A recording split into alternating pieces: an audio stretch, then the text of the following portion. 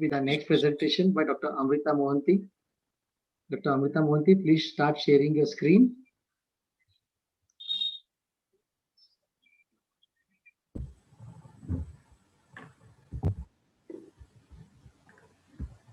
Yeah, are my slides visible? Yes, Amrita. Thank you and good afternoon to everyone. In the next few minutes, I shall be describing about a novel corneal epithelial entity based on the three pillars of science. So, so one fine morning in my OPD, I encountered such epithelial lesion which did not have any textbook description.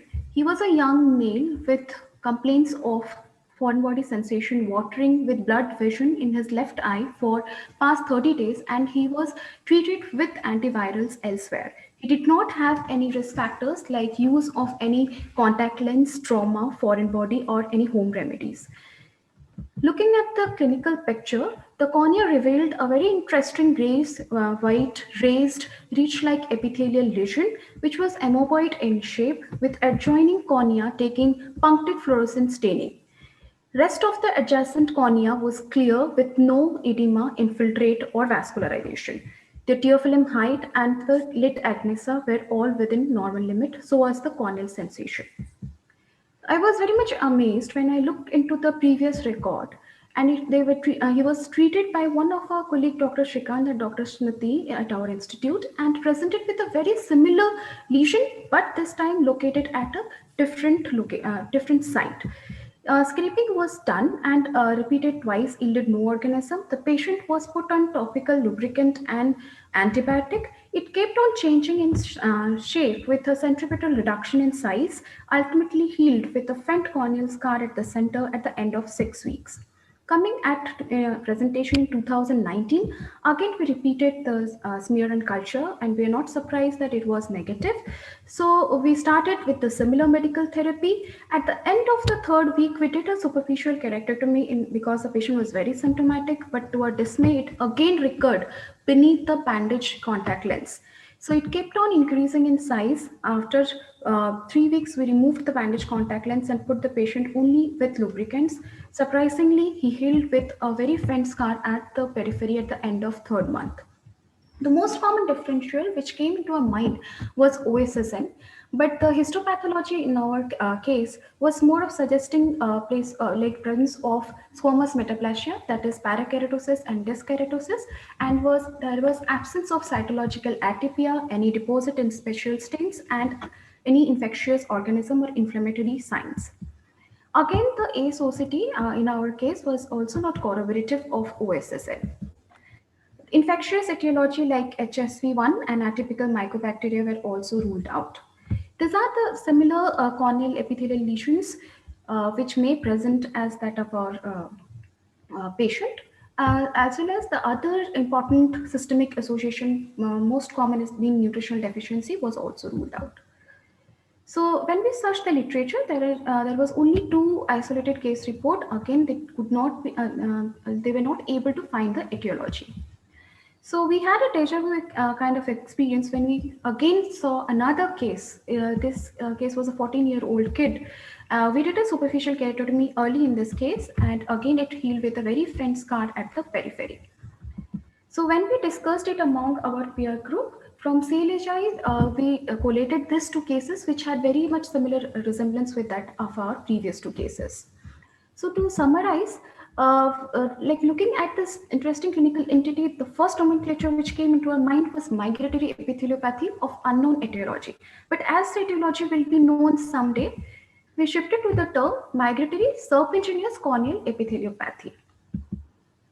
These four cases were collated and published in Ocular Surface last year. Still, we don't know the etiology and the exact course of the disease, and the gold standard of treatment will entirely depend on the etiology. The first patient has been followed up till now 18 months recurrence. So we will be looking into the confocal microscopy of these cases in the next. Yeah, this is my last slide. So thank you, scientific committee AIOS, to encourage this young talents like us. So I am hopeful that like we will get more younger like you and like be like you, like beautiful stalwarts like you. Thank you. Thank you, Amrita. We are also young. Thank you for that. Dr. Somshil, I said more younger like you all. Yeah, I know it's a standing joke for you and me. So I think that your presentation brings to mind what, when we keep seeing patients in the clinic and, mechanically you said that it was also seen by your other colleagues. But when we just keep seeing them and nothing strikes us, we treat the patient right then and there. But what you did is that you sat back and thought that what is this pattern and how is it different? So as you said, we don't have an answer yet for what is etiology, but the fact that you could identify this, and it doesn't seem to be only those cases, maybe more doctors would have seen such cases and hopefully they'll understand and benefit. So I think that is what is the talented part of this presentation and this discussion.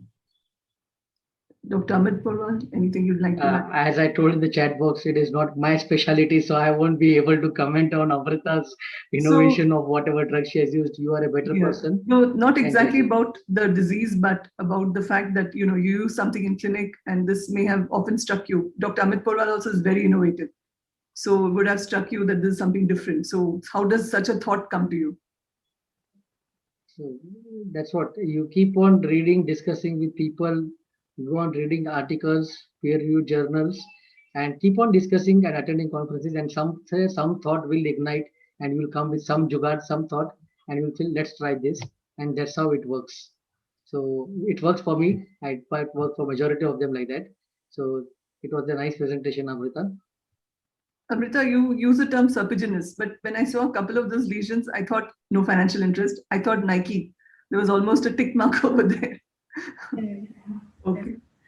Like I will definitely agree with Dr. Amit, because during this like journey, I have like learned like communicating with people, because I have received a lot of like inputs from other people in writing this paper, and I would like to thank all of them. That's a good way of expressing your gratitude to all of them who have helped you. So I think, Somshila, you have any more questions, or we go to the next presentation?